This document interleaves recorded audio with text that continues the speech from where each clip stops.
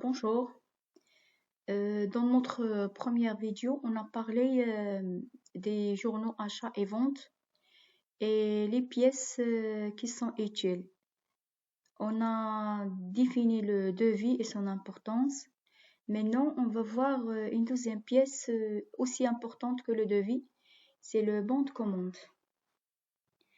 Le bon de commande consiste en un document qui définit et valide les modalités de la prestation commerciale entre un vendeur et un acheteur.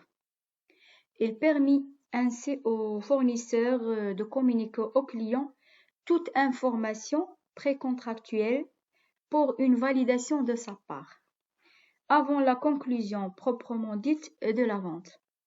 La signature de ce document par l'acheteur constitue la preuve de l'accord entre les deux parties, fournisseur et client. En ce qui concerne son utilité, on peut dire que le bon de commande permet avant tout d'éviter les contestations ultérieures. Adressé par l'acheteur au fournisseur, le bon de commande matérialise la commande. Il constitue également un engagement juridique et financier en même temps pour les deux parties. À partir du moment où l'acheteur accepte le bon de commande, le fournisseur s'engage à livrer la marchandise correspondante et les clients, lui, s'engagent à payer le prix préalablement convenu. Bien que le bon de commande ne soit pas un document obligatoire, il reste tout de même utile pour le fournisseur pour des raisons de traçabilité. Et il y a des mentions aussi obligatoires pour le bon de commande. Il doit indiquer quelques mentions obligatoires, comme l'identité des fournisseurs, à savoir sa dénomination sociale, sa forme juridique, ses identifiants, le registre commerce, l'identifiant fiscal et tout, l'adresse de son siège social ainsi que ses coordonnées. Aussi, il doit mentionner l'identité du client, sa dénomination sociale, sa forme juridique, ses informations fiscales et même aussi le nom de la personne qui est en charge de la commande. Le numéro de la date d'édition de la commande aussi. On doit aussi mentionner la description de la commande qui identifie la liste de chaque produit ou marchandise, les prix unitaires respectifs hors taxes et la TVA applicable, le montant total de la commande, c'est-à-dire le prix total hors taxes pour chaque produit commandé, ainsi que le montant TTC, la TVA, les conditions de livraison, les conditions de règlement, les conditions générales de vente. On doit noter que le bon de commande est établi lors d'une passation de commande. Donc, il matérialise l'ordre ou l'intention du client d'acheter un bien ou un service à son fournisseur. Mais quelle est la différence entre un devis et un bon de commande? Il y a une principale différence qui est dans l'objectif de chaque pièce. Par exemple, le but d'un bon de commande est de commander des produits ou services, c'est-à-dire d'engager une transaction commerciale avec le vendeur. Il engage donc le client, alors qu'un devis sert juste à donner au client une idée des produits ou des services commandés et du prix total. Il n'engage donc pas le client. Quand un client a besoin de réfléchir sur un achat et de comparer les offres, faites-lui un devis. Mais s'il exprime son intention d'acheter un bien ou un service, faites-lui un bon de commande. Avec cette différence, on comprend pourquoi on établit un bon de commande après la signature des devis, jamais avant. De plus, un devis a une date de validité avant laquelle le client ne peut pas modifier le prix indiqué ni demander une réduction. Le client devra attendre cette date d'expiration pour négocier le prix. Par contre, dans un bon de commande, il n'y a pas de date de validité.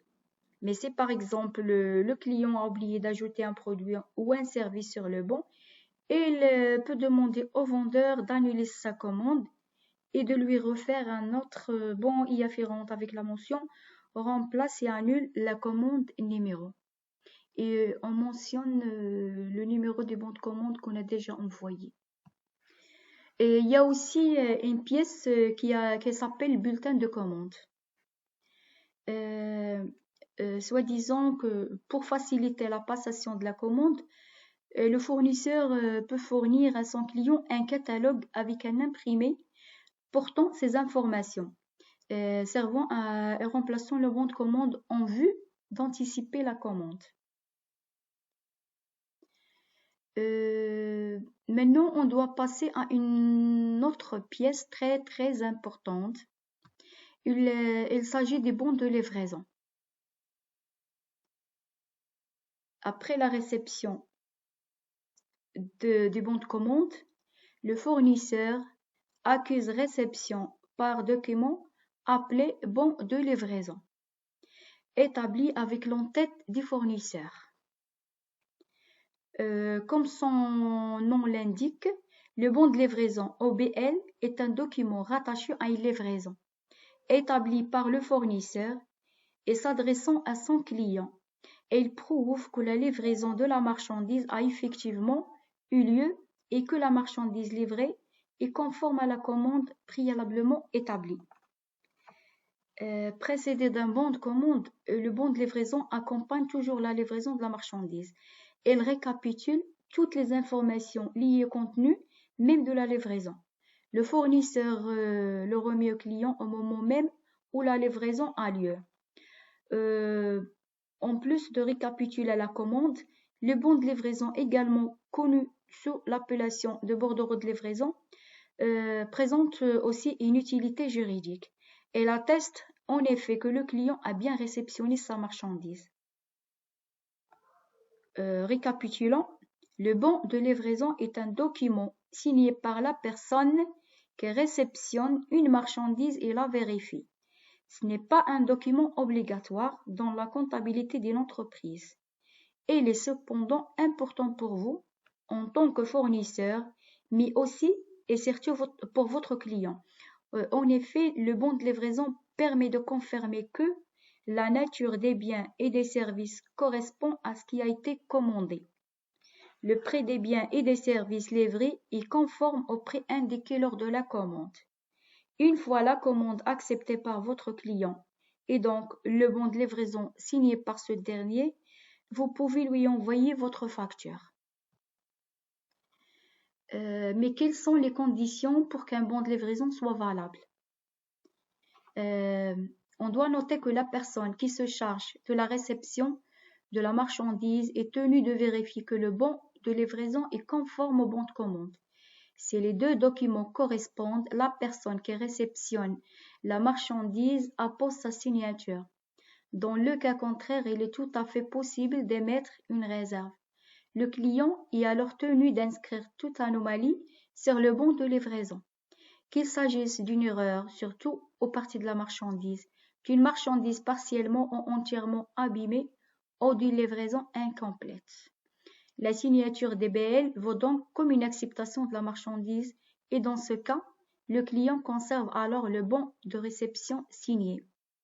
Par contre, un BL non signé ou paraphé par l'acheteur n'a aucune valeur et ne peut pas être considéré comme une preuve d'une quelconque transaction qui entrera dans le décompte des chiffres d'affaires. En ce qui concerne les mentions qui doivent figurer obligatoirement sur le bon de livraison, il doit notamment fournir des informations relatives à l'identité des fournisseurs, à savoir le nom et la forme sociale de l'entreprise, ses identifiants fiscaux, l'adresse de son siège social ainsi que le montant de son capital social. Aussi pour avoir pour pouvoir être considéré comme une preuve de la réception conforme du marchandise dans le portefeuille client, le bon de livraison doit aussi indiquer l'identité et les coordonnées des clients. Il doit également préciser le numéro de la commande indiqué dans le bon de commande. Il faut aussi qu'il renseigne la date et le lieu de la livraison. Le bon de livraison aussi doit préciser la description, la nature et le nombre de chaque produit ou service livré ainsi que le nombre total. Et enfin, il doit porter la signature et le cachet des clients concernés comme accusés de réception. On a déjà dit que le bon de livraison n'est pas obligatoire. Mais pourquoi on l'établit? Même si on a déjà précisé que le bon de livraison n'est pas un document obligatoire, il est cependant très utile et cela pour plusieurs raisons. Premièrement, il vous permet tout d'abord de garder une trace commerciale. En effet, pour une raison quelconque, votre client peut avoir une adresse de livraison différente de celle de facturation et vous pouvez pour une raison ou pour une autre avoir besoin de cette adresse. Par ailleurs, le bon de livraison participe de votre image de marque et fait partie intégrante de cette dernière. Vous affichez votre professionnalisme grâce à un bon de livraison et assurez une relation commerciale de qualité depuis la commande grâce à un bon de commande, notamment et même grâce au devis, jusqu'à la livraison, en passant par la facture. Enfin, le bon de livraison et facture sont facilement créés à partir des mêmes données si vous utilisez la technologie pour gérer votre activité. Parfois, le client peut établir son propre document qui justifie la réception avec ses propres informations et son accusé de réception, c'est ce qu'on appelle bon de réception. Alors, quelle est la différence entre un bon de livraison et un bon de réception?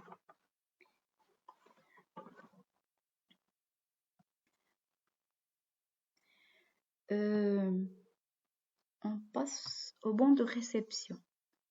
Le voilà.